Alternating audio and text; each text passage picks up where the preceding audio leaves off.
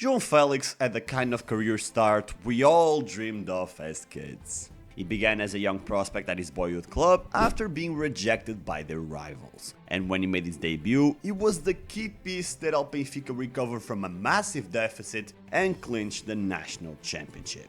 After that came the big contract, the blonde desired by all but who only had eyes for him. João's story sounded like a cheesy teen sports movie, and if it had ended in the summer of 2019, it would have had the perfect ending. But nearly 6 years later, the story is entirely different. Full of lows and some highs here and there, with huge uncertainty about whether there will be a happy ending or not. This isn't the first time I've talked about Félix, nor the second, and honestly, I don't even know if it's the third. But as the years have passed for João, they've also passed for me. And although I used to see him as a spoiled kid with zero adaptability, unworthy of any support, I kinda grew out of those feelings and started to look at him not as a player, but as a human being. And with that, I realized how we can truly succeed. And no, it's not merely a tactical issue. In this video, I'll summarize what has failed so far, explain João Félix's weird honeymoon phenomenon, and finally, offer my solution to the complex career of the former wonder kid.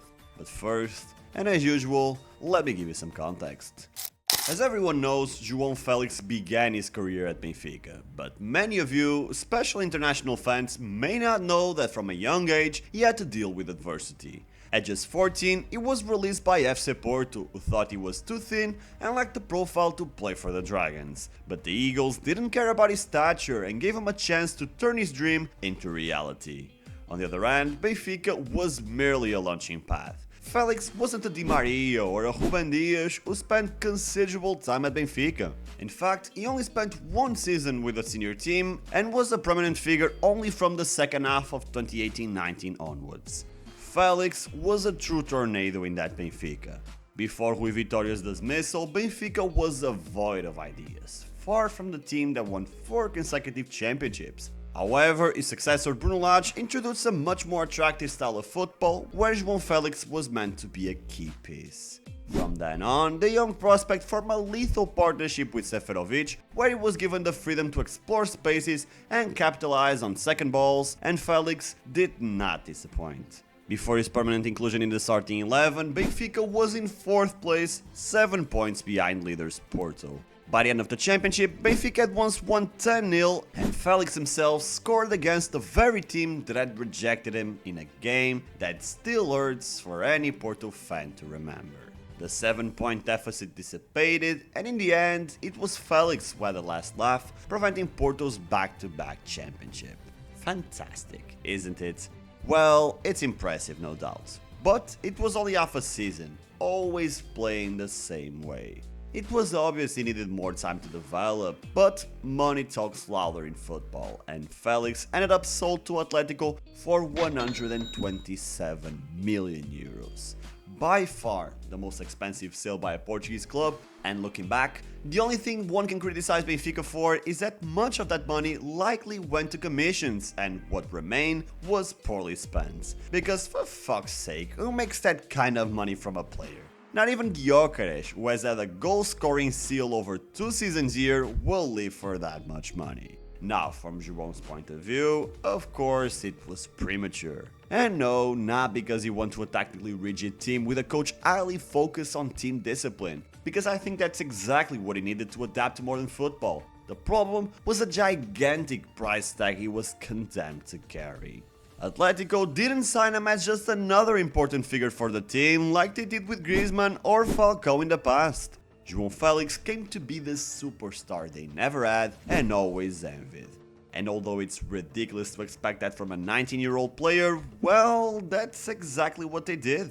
Though I have to say that Félix wasn't as bad at Atletico as he was portrayed, especially in the first 2 seasons. In the first one, Félix scored 9 goals and provided 3 assists. In the second, he scored 10 and assisted 5 times, achieving what his predecessor Griezmann never did: win La Liga with Los Colchoneros. However, considering the price, or even just Griezmann's performance, Félix was way worse than what you would expect. Of course, 10 goals and 5 assists aren't horrible, but for someone who cost what he did, it was terrible. Griezmann returned in 2022 because Félix simply wasn't delivering, and despite being in his 30s, Griezmann proved to be far superior to the Portuguese forward. The truth is, Félix dribbled, was intelligent and positioned himself well, but he was extremely inefficient in front of goal and contributed zero defensively. During his stay in Madrid, he made zero effort to earn his coach's respect, threw tantrums all the time, and completely burned bridges with various statements to the press. This attitude, plus all the childishness he displayed whenever he opened his mouth, quickly made me realize it wasn't going anywhere. That it'd just be another flop, a fledgling forced out of the nest too early without the confidence to fend for himself. Moreover, the price tag paid by Atletico not only compromised him from the start, but also served as a shackle. I mean, after paying 127 million euros, the Colchoneros wanted something in return, whether in sporting performance or someone to pay an amount close to what they invested. But who in their right mind would do that? The clubs that could preferred to spend on other names, and those who wanted Félix couldn't afford them. Obviously, the solutions weren't the best. First came a loan to the worst Chelsea of recent years, where, of course, Félix had virtually no impact. After all, that argument that it was Simeone's fault was starting to make less sense. But of course, there were still those who defended him, and many Barca fans nostalgic for those Cruyff, Ronaldinho, Messi-like dribbles. That beautiful style that enchanted us as children.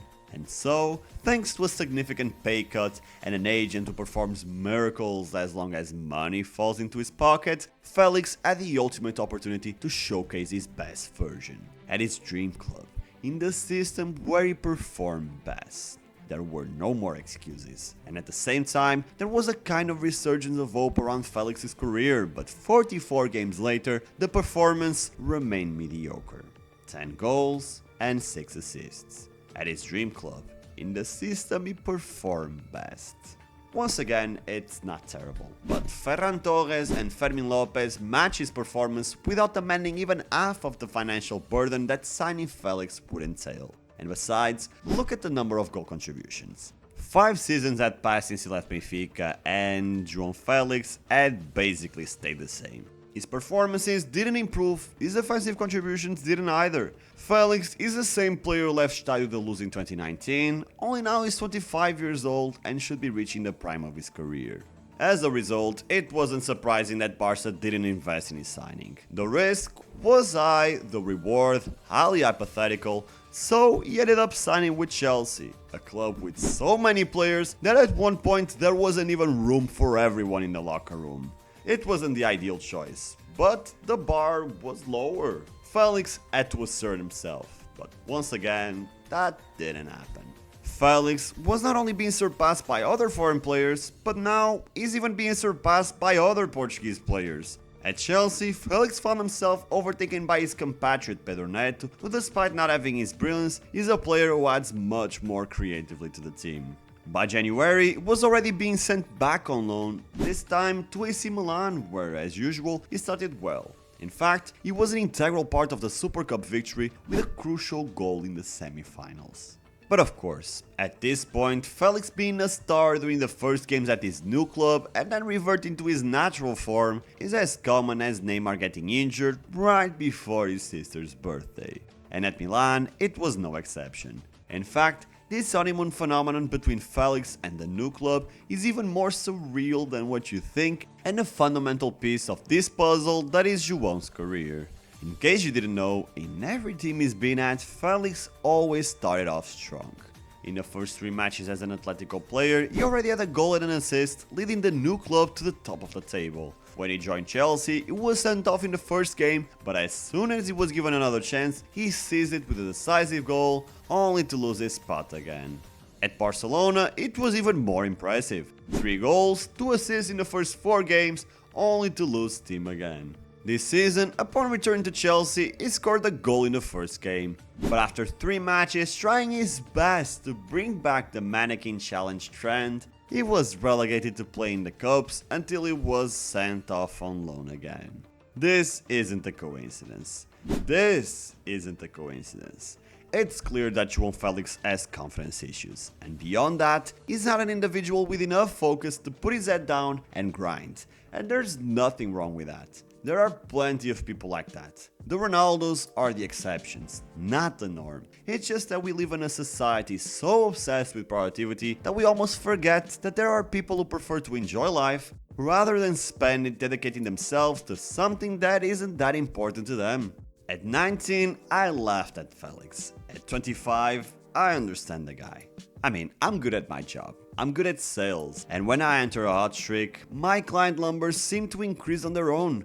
But when I enter more difficult phases like the one I'm in right now, it seems like nothing clicks. It seems like magically all my skills go down the drain, and since I'm not that passionate about fitness as I say in job interviews, I end up not doing that extra work to get around the situation.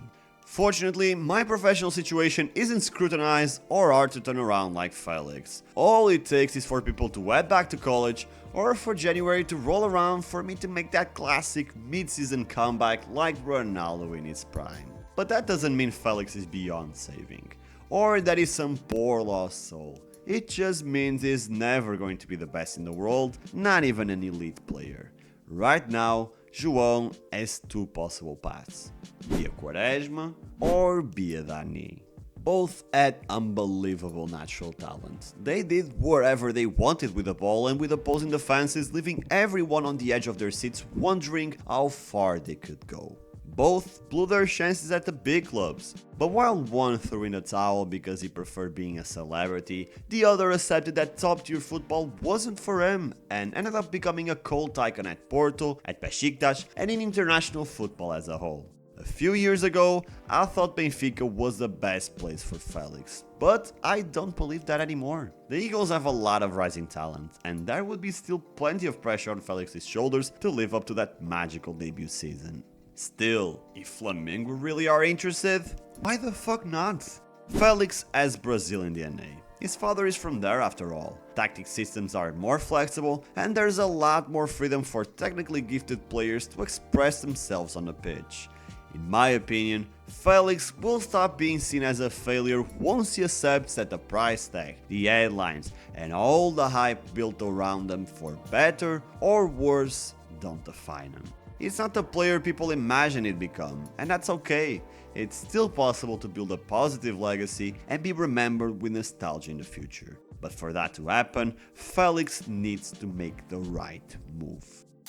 Now, what path do you think he'll follow? Will Felix become a streets won't forget type of baller or a downright failure? Let me know your opinion in the comments, and please, before you leave, subscribe to Thorn FC. I post content like this twice a week and I'm hell-bent on reaching 10,000 subs. It's a historic mark for us, and I know that together we can get there. But since you're sitting there so comfortably, why don't you stick around and watch another video? A video that shows exactly what happens when a player fully embraces who he is. No pretenses, no pressure to be something. Mario Jardel didn't care about running, tactics, or even staying sober. He just scored goals, ridiculous amounts of them.